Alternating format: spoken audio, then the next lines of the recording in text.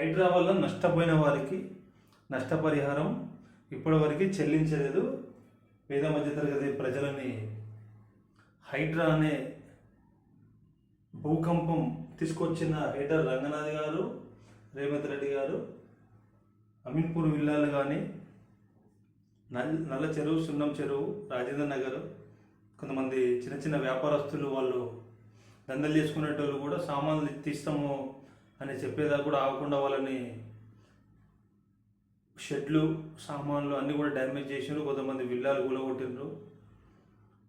వాళ్ళకి ఇప్పటివరకు నష్టపరిహారం చెల్లించలే హైడర్ రంగనాథ్ గారు. కేవలం ఈయన హైడర్ రంగనాథ్ అయితే కేవలం పెద్దవాళ్ళ కోసమే పనిచేసిందని చెప్పి స్పష్టంగా తెలుస్తుంది ఇప్పటివరకు కూడా. ఎందుకంటే మాటలేమో పెద్ద పెద్ద మాటలు ఉంటాయి. ఆయన కొన్ని ఇంటర్వ్యూలలో మాట్లాడుతుంటాడు,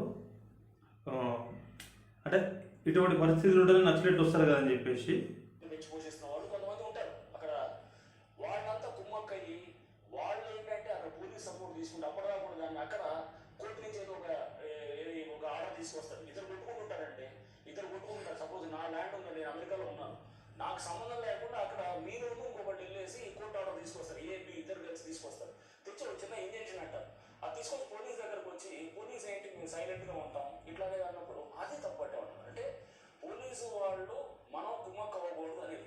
అది చేసినప్పుడు కొంచెం తెలుసు ఎక్కడైతే మీరు మార్పు చేయాలని ప్రయత్నం చేశారో మన మీద బురద పడటం చాలా తప్పదు. సో మీరు మార్పు అక్కడ ఏంటి అప్పటిదాకా ఉన్నటువంటి ఒక స్ట్రాంగ్ ఎంట్రెన్స్ అంటే స్ట్రాంగ్ ఇంట్రెస్ట్ మీరు ఢీకొంటున్నప్పుడు తప్పకుండా మీకు ఇబ్బందులు ఎదుర్కోవాల్సి వస్తుంది. ఆ ఇబ్బందులు రెడీ అయ్యే ఉంటాను నేను. ఇప్పుడు కాదు, ముందు ముందు కూడా ఎప్పుడైనా కానీ కూడా అది రెడీ అవుతాను.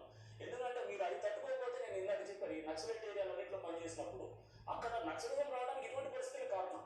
ఎందుకంటే మీరు అక్కడ పేదవాళ్ళు వాళ్ళని ఇట ఎవరైతే కనుక స్మార్ట్గా ఉన్నారో, తెలివిగా ఉండి చట్టం ముసుగులోనో లేదా ఇంకేదో ముసుగులో తీసుకుని వాళ్ళు లాభించబడి మొత్తం అక్కడ దోచుకుంటున్నారు. అది దానివల్ల అక్కడ నక్సలైట్ ఉద్యమాలు అనేది వచ్చారు. సో నేను పనిచేసిన దానికి ఇంకా అర్థమే లేదనమాట. నేను పనిచేసిన మీరు పనిచేసిన టైం నేను పనిచేసిన దానికి అర్థమేదని చెప్పేసి రంగనాథ్ గారు స్పష్టంగా చెప్తున్నారు అంతకుముందు కొన్ని ఇంటర్వ్యూలో. అయితే ఈ కాంగ్రెస్ ప్రభుత్వం వచ్చిన తర్వాత, ఈ ముఖ్యమంత్రి వచ్చిన తర్వాత ఈయన పనిచేసే అర్థానికి మార్పు తీసుకురా నువ్వు అనేది ఈయనకి చెప్పి ఈ రకంగా ఈయననే ప్రజలని, పేద ప్రజలను హింసించని చెప్పినట్టు మాటలు ఉన్నాయి. ఎందుకంటే ఆయన ఇటువంటి పరిస్థితులు ఉంటేనే నక్సలిజం ఎందుకు వస్తాయని చెప్పేసి మాట్లాడాడు. ఇప్పుడు వీళ్ళని అన్యాయంగా పోయి జేసీబీలు, హైడ్రా అవి తీసుకొని పోయి కులగొట్టేసారు. పొద్దున 3 గంటలకి 4 గంటలకి సెలవు రోజులలో పెద్ద పెద్ద మాటలు మాట్లాడుతుంటారు రంగనాథ్ సార్. కానీ నక్సలిజం పుట్టనికి ఎటువంటి ఇవే కారణం అని చెప్పేసి మాట్లాడుతున్నాడు. కానీ చేసే పనులేమో మొత్తం ఇట్లనే ఉన్నాయి. ఇప్పుడు వీళ్ళందరికీ అన్యాయంగా నువ్వు మోసం చేసినావు, అన్యాయంగా వీళ్ళ ఇల్లు కులగొట్టినావు, అన్యాయంగా వీళ్ళ జీవితాలను మొత్తం ఆగం చేసినావు రంగనాథ్.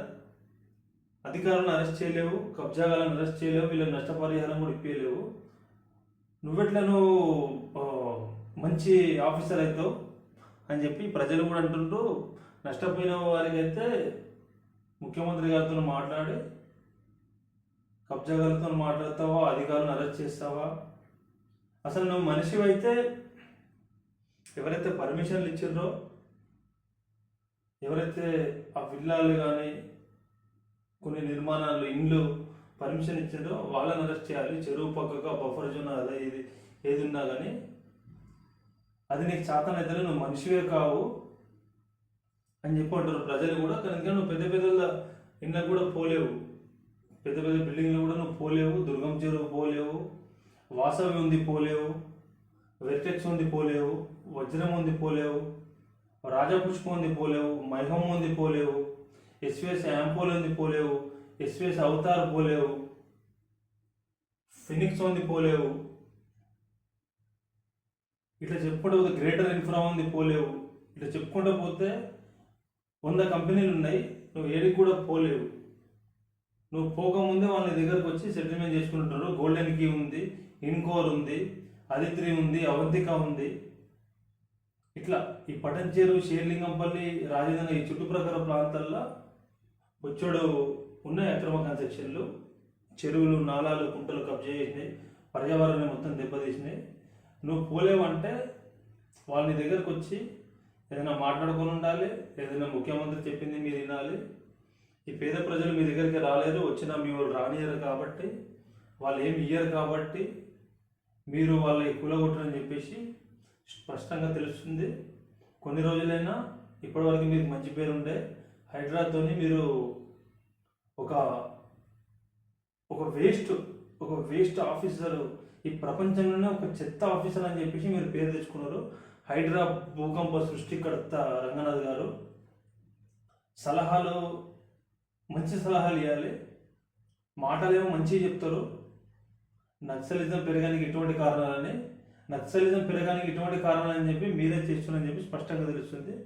మనిషిలాగా మారి వీళ్ళకి నష్టపరిహారం ఇవ్వాలని చెప్పేసి తెలంగాణ ప్రజల తరపు నుంచి, బాధితుల తరపు నుంచి కోరుతున్నాం.